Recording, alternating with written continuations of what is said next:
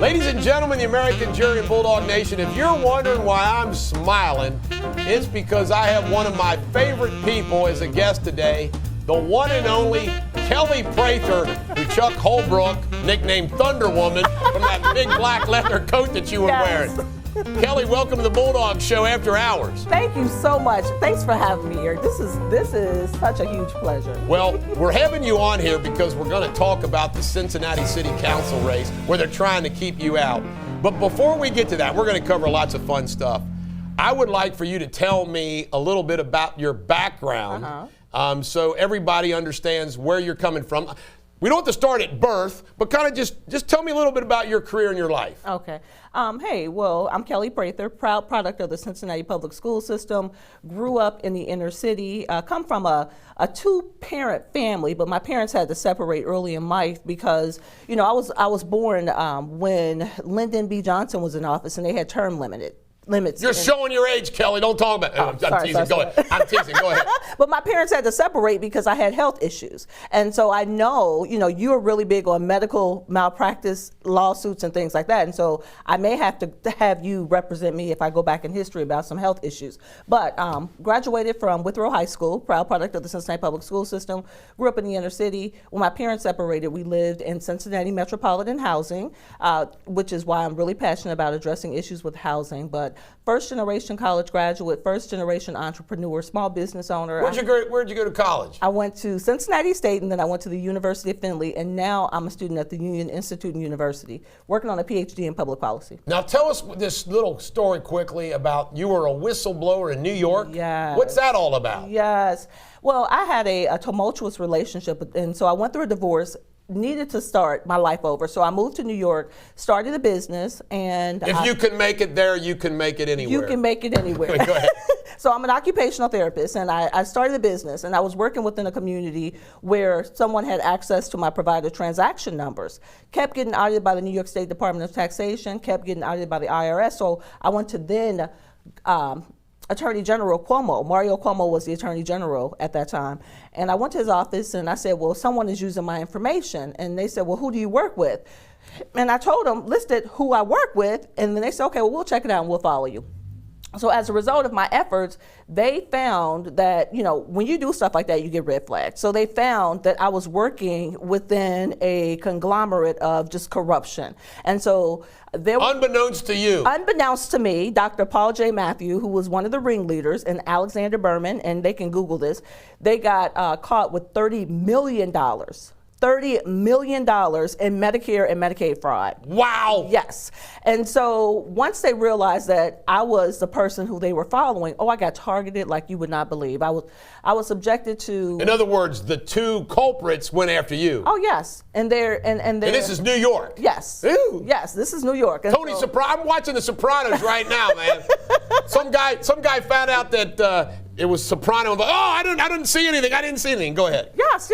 So, I mean, when I tell you any and everything started happening when I lived in New York, well, the most crazy thing, obvious thing, is these car accidents. I started having people started hitting my car it was like they were trying to kill me. So I'm like, you know, I didn't realize the extent to what they were doing, but then the most harmful things came when I came back to Ohio. They sent directives from New York to Ohio to harm me.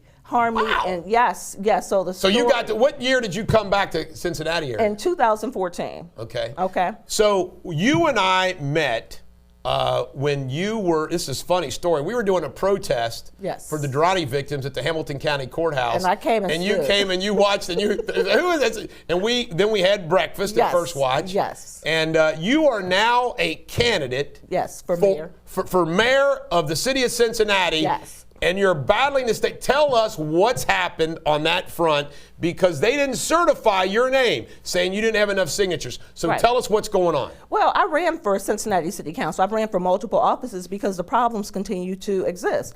So you are an anti-corruption, fight back for justice. Yes. All right, go ahead. And when I ran for city council, I was actually talking about all the corruption with those development deals, the same issues that the FBI pointed out and said that there's a history of corruption in Cincinnati city government. There might be. Yes. There's definitely. So they didn't want me on the ballot then. I mean, they didn't want me in office then, but they couldn't keep me from being on the ballot. So now that I'm running for mayor and I'm saying I'm the anti-corruption mayor, the person who will weed out the bad seeds in Cincinnati city government in order for the city to flourish, they're like, oh, hell no, we don't want her in office. You know, they've done everything that they could to circumvent the process so that I cannot get on the ballot. Do you think you submitted enough signatures? Definitely. What are they saying? Definitely. What are they saying about that? What's the other side saying? Why are they keeping you off the ballot? They saying you don't have enough signatures? They're saying I don't have enough signatures, but when you run for office, when you run for Cincinnati City Council or Cincinnati Mayor, you have to submit at least 500 valid signatures, but they give you an opportunity to turn in twice as many. The first time I turned in 939 signatures. And you only got to have 500? Yes, and you only have to have 500 valid. Wow. But I didn't check them. They do have portals where so you didn't check them, so you turned in 900 and hope 500's valid? Yes, and you know, I checked some of them, but not all of them. So they said, oh, you don't have enough valid signatures. So I said, okay, fine, I'll go out, I'll get And just so you know, that's not like doing invalid. It's like you're standing at a shopping mall and you're just getting signatures and you're not bothering to figure That's out. right. You're just like, hey, you're taking that chance. That's Go right. ahead. Hey, do you live in the city? It's not fraud. It's just that some people say they live in the city and they don't. And they that type don't. of thing. So you could have the wrong district, the wrong address. Gotcha. It could be a plethora of things. So the second time, I turned in 1,068 signatures, but they only accepted 1,000. I sat down and I checked that I had more than enough valid signatures. At that time, it was like 572 valid based on me checking the signatures. So they came back and they said, well, we only processed 773 signatures. I mean, 723 signatures. And I said, but I turned in 1,000. So what they were doing is they were intentionally not checking my signatures so that they could not come up with the accurate count, enough valid signatures to take me over the threshold. So I said, well, what about this 140 signatures that I checked? They said, well, you have to address that with the board. So, you know, the deadline was February 18th. So I went back and I collected more signatures, and on February 18th, I turned in another 970 signatures that I counted more than 500 valid signatures. So then they came back and they said, well, we couldn't check 148 of your signatures because they were photocopies. The Secretary of State accepts photocopies, and there were 93 valid signatures, and that would have taken me over the threshold. So who does the certification? The Board of Elections. Of Hamilton County? Of Hamilton County does the certification. Who controls that board? Are they Republicans? Are they friends of yours or friends of your enemies? Well, I mean, it's 2 Republicans, 2 Democrats. I wouldn't necessarily say that I have any friends on the board. Right. So where do you go from here? What are you doing to reverse that? So we had to submit a protest. So I submitted a 30-page protest last Friday. Okay. And now they'll let us know they have a special meeting scheduled for this Friday at 2:30. Okay. And so we'll find out whether or not we did make the ballot. But I made a point about how they follow the process as the Secretary of State outlines it. I would have been on the ballot. Is there anything that you would like to communicate to the public about this? I mean, do you need people to show up and raise hell? Do you need okay. Oh, definitely. I need as much. So Friday at 2:30. Friday at 2:30. Where? At the Hamilton County Board of Elections at 4700 Smith Road. Okay. If people could show up and just say, hey, Kelly's a viable candidate. She's worked really hard. She's done 3 times as much work as any of the other candidates. And you think you've got the signature? And I think I have the signatures. You know, the thing that's most appalling to me, Chuck, is that I'm the only woman. I'll be the only woman on the ticket, on the ballot. And I just happen to be a black woman in a county that's plagued by institutional racism, systemic injustice, you name it. You know, when I saw that you were running for mayor, I immediately said, I'm for Kelly. I know who all those other people are, but I know you personally, and I like you. And I also recognize this is going to be interesting. She's the only woman, a black woman, running for mayor. Right. This could be fun. This could be fun, and I could make history with this. I will be the first black woman elected as mayor of Cincinnati. Born and raised, understand, I mean, I've been impacted by every, you know, there's so much structural injustice, every system. I've been impacted, either my friends, my family members, I've seen it all. I like you for so many reasons. One, you're smart. Thank you. I mean, you're an occupational therapist. You're smart. Number 2, you got passion. Yes. And number 3, you are a justice fighter. I mean, in other words, you get the whole. So you fit Bulldog Nation pretty darn good. Yes. I want to join Bulldog Nation. All you got to do, you know what? To join Bulldog Nation, all you have to do is, I joke, declare your intention. Okay. So you got to just say, I'm Bulldog Nation. I'm Bulldog Nation. Download the app. Okay. Now, I would assume that our national, we were talking a little bit off the air before you started, that I'm somebody without a party, because I cannot stand the Republican establishment, the Mitch McConnells of the world. Right. I can't stand the Democratic, the National Party. It's like I'm for the little guy. Like, for example, I think the Democrats screw up so bad on the national level, because it's like, why can't you support the Second Amendment? Right.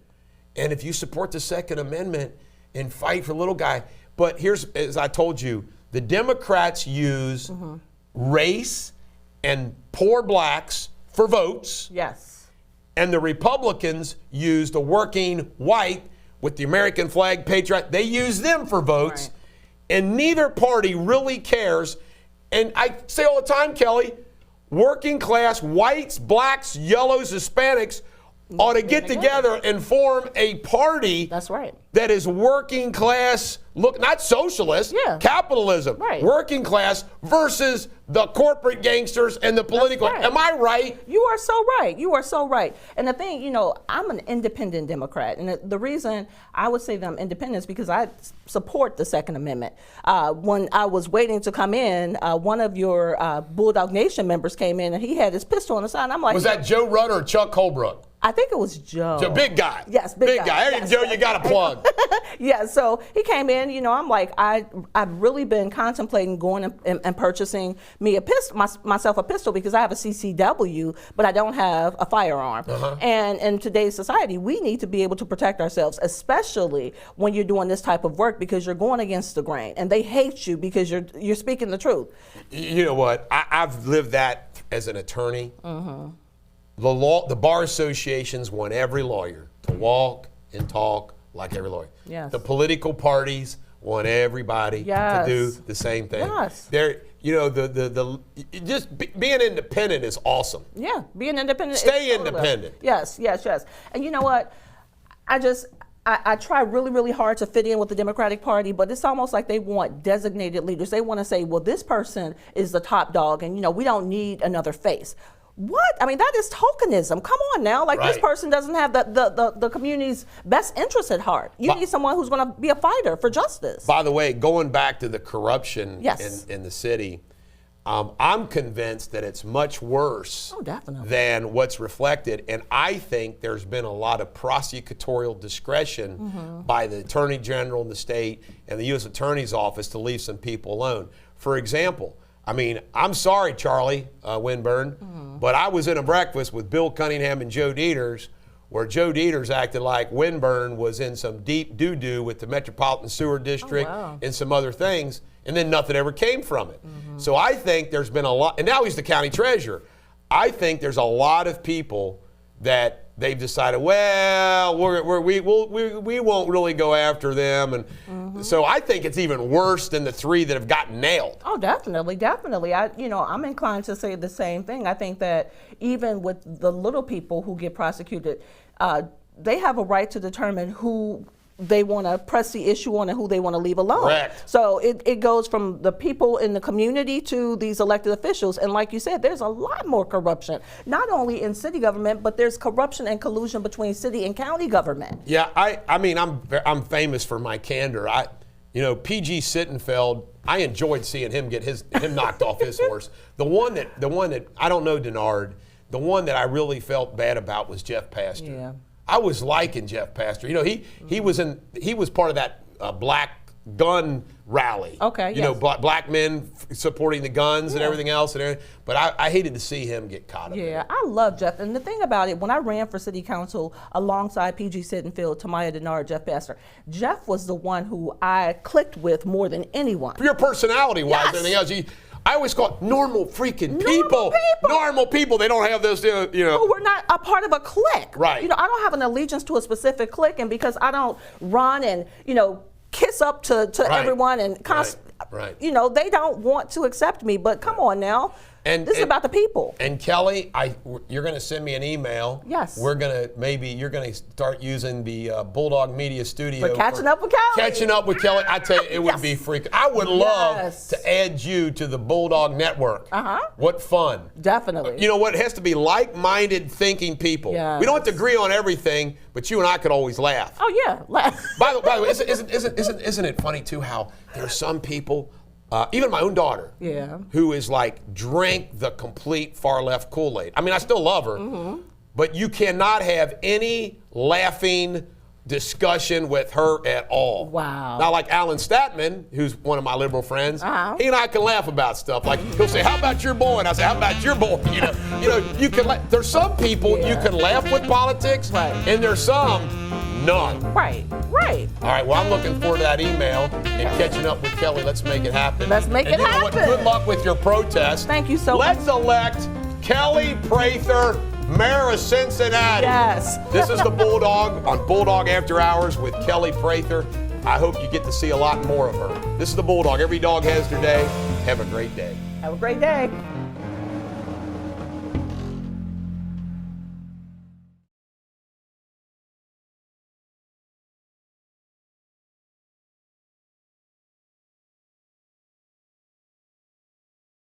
If you enjoyed this video, please subscribe to The Bulldog Show and hit that bell so you'll be alerted when I do other videos. Last but not least, please comment below. I'd love to hear from you.